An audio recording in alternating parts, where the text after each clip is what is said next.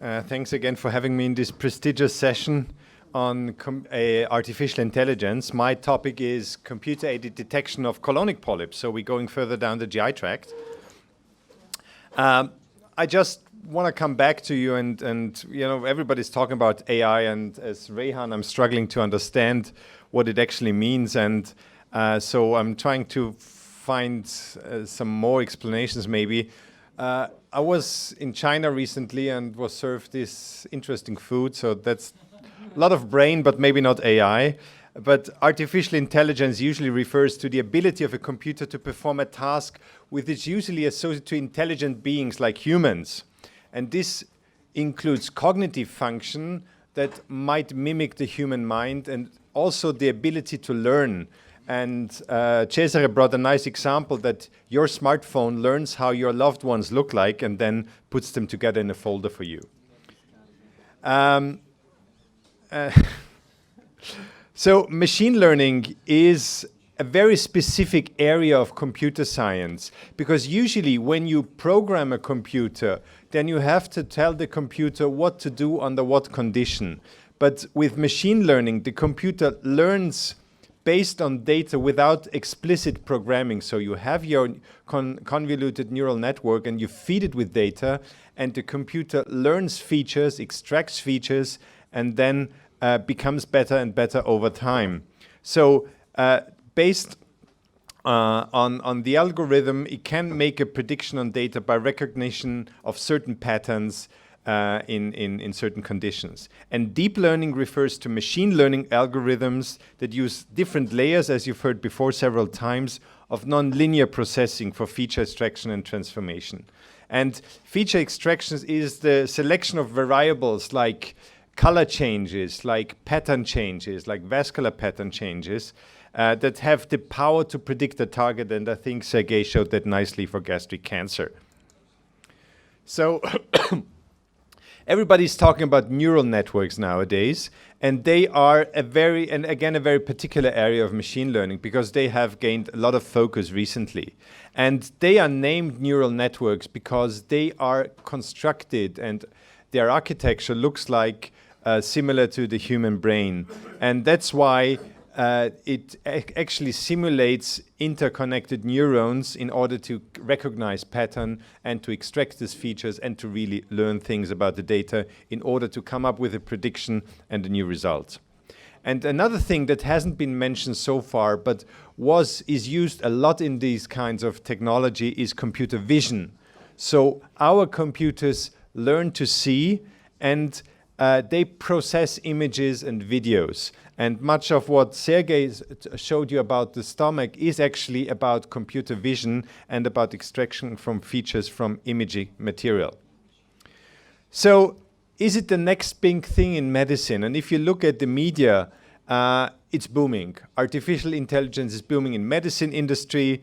Then the computer knows what you need. It's on every news outlet nowadays. And many companies and many governments are investing loads of money into AI because it seemingly is the future. Also, the first commercial available platforms arrive. Think of IBM Watson. Think of GE Healthcare, which has unveiled Edison Healthcare artificial intelligence. So many companies already jumping on this wagon. The problem is, and I want to have 1 minute for some pessimism, that there is this hype cycle, which you all know about. So we're at the peak of the hype cycle right now. So we have a new technology, and we have the first results. We have first generation products, and now everybody is talking about AI. AI is everywhere. AI is everything. But we will fall into deep depression soon, because we will get less satisfactory results. We'll have failures, we'll have missed lesions, and we have issues. IBM Watson had severe issues. They are used in oncology to select oncologic therapies. And in some hospitals, IBM Watson has been abandoned because wrong decisions were made by the AI system. And we have to expect something similar also for endoscopy. And then, once we've passed this valley of depression, we're gonna go up and go to the slope of enlightenment. And I think the plateau of productivity for AI in endoscopy will be very high. I think definitely this will be the future, but we must not forget that currently we are on the peak of inflated expectations when it comes to artificial intelligence. So you've seen similar slides during the last presentations, and Sergey was very enthusiastic. So 10 times, 40 times more publications, yes, but we started with none. So we have 40 times more publications than none. And if you look at AI, last year in 2018 on GI endoscopy, we had 20 publications. And if you look what's being published every year, 20 publications is nothing. So we have a lot of visions, we have a lot of ideas, but we have very few scientific data. And if you look at the scientific data, this is very poor. All the data we're currently generating, all the studies we're reading is mostly preliminary data. And what we are lacking is large comparison studies with experts, is large patient data. So that's why I was referring to the peak of inflated expectations to the peak of the hype cycle. So what are the potential indications for artificial intelligence in the colon? Well, it's about adenoma detection rate. We know that adenoma detection rate is an established quality indicator for colonoscopy. And we also know if we increase our adenoma detection rate, we have a 3% by 1%, we have a 3% decrease in colon cancer rate during follow-up periods.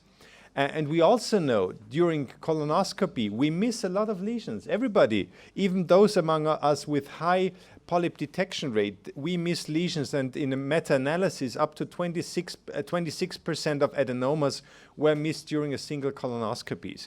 And of course, there are various factors contributing to this. One factor is blind spots, so we need scopes which have a larger field of vision, so we can actually visualize as much of the mucosa as possible. But second, of course, we have the human error. And in order to address the first point, so to enlarge our field of vision, technology like fuse endoscopy, which fortunately has disappeared again, has been developed.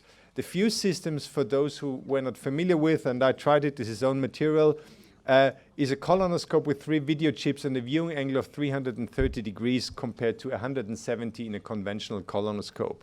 And what we found in the early studies that this actually increases adenoma detection rate. And depending on the study, more or less lesions were missed with conventional colonoscopy compared to fuse. But it's actually shouldn't be called fuse endoscopy, but confusing endoscopy. At least myself, I struggled a lot watching at 3 screens at the same time. So how about the human error?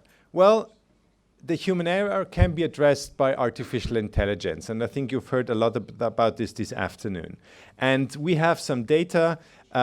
We have studies showing that if you use computer-aided detection, CAD-E systems, you can detect colorectal polyps with a high detection rate with over 90%. But again, as I've told you, this is preliminary data. This is not based on clinical data, on real-life data. This is based on static images.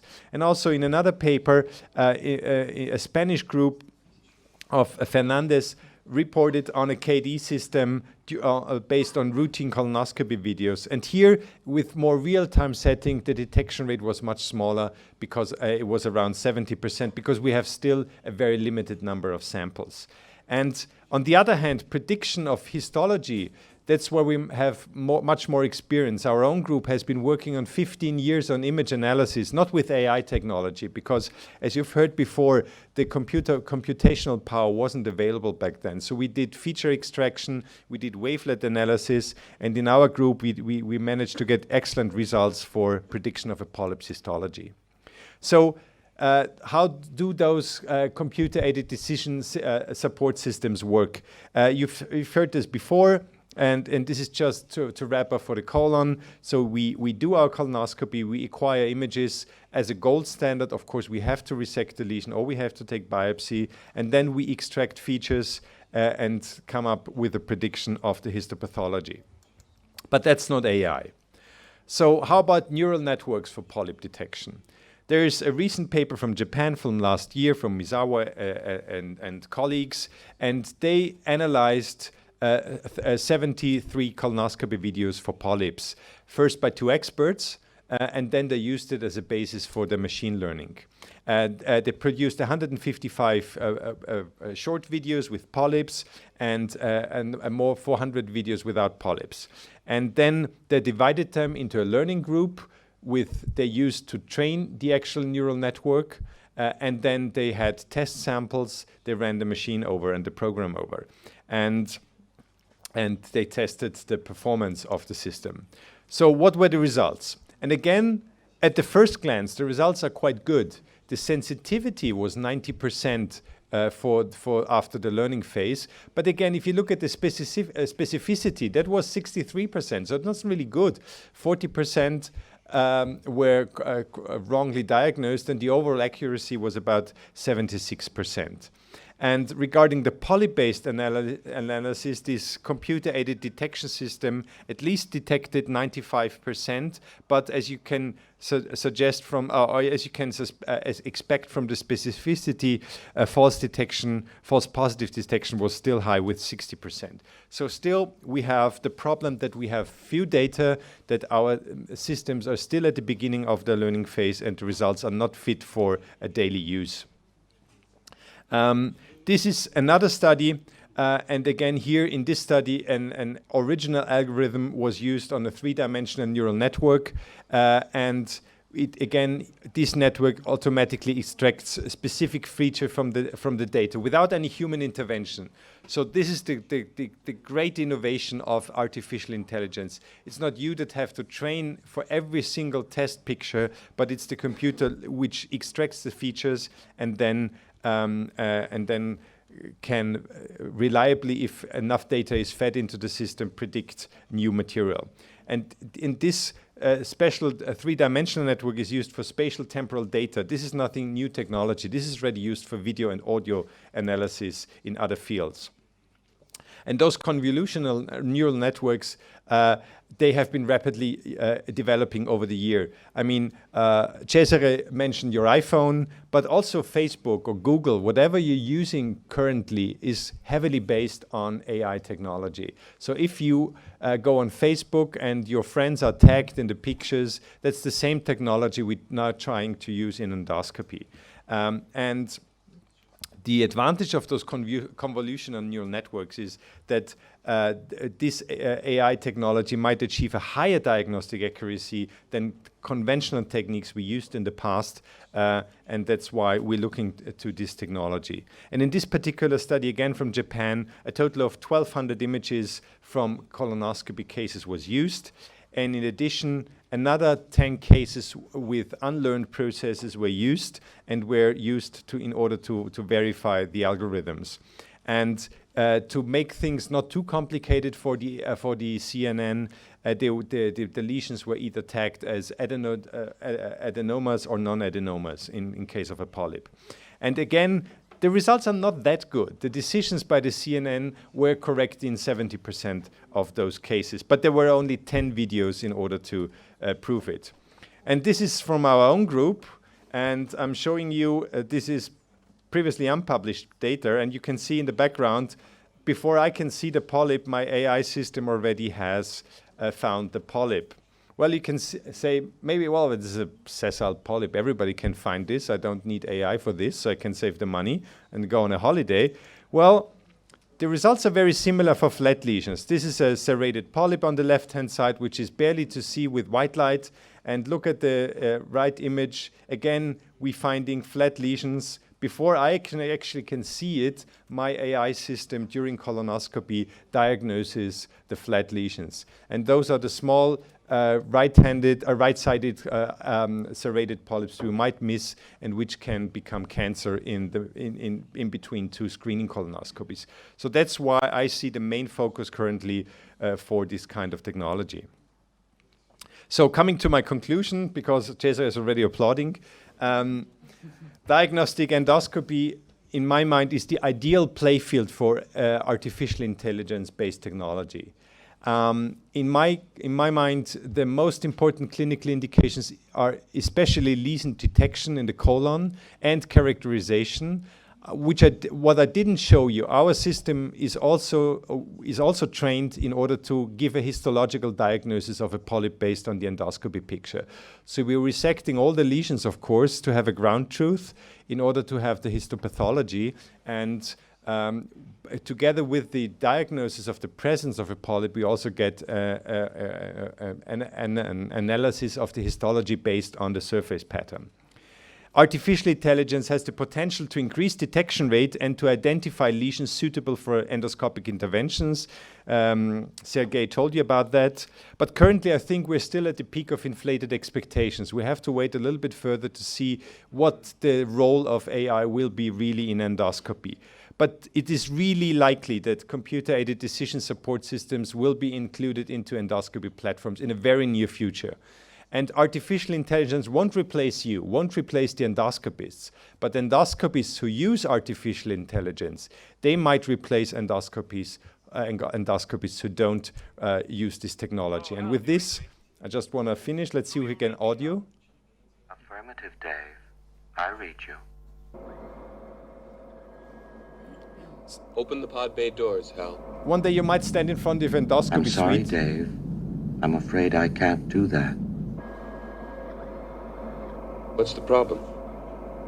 I think you know what the problem is just as well as I do. What are you talking about, Hal? This mission is too important for me to allow you to jeopardize it. I don't know what you're talking about, Hal. So one day you might stand in front of your endoscopy suite door and want to do screening colonoscopy, but your computer knows your adenoma detection rate and won't let you into the endoscopy suite. So be careful.